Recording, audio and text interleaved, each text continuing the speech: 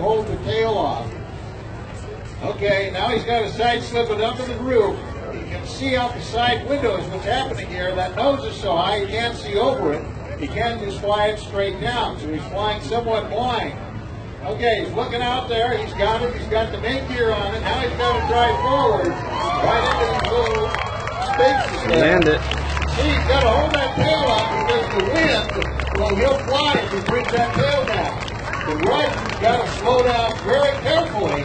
He cannot hit the brakes or Ken goes into a nosedive real fast. So Ken Beach in that Interstate Cadet landing on the world's shortest runway, moving 60 miles an hour under you. That's pretty darn good.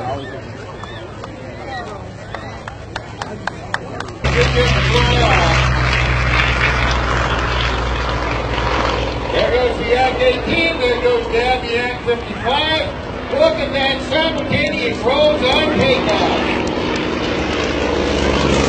Doug has been flying airplanes since he was a small child when his father surprised the family by taking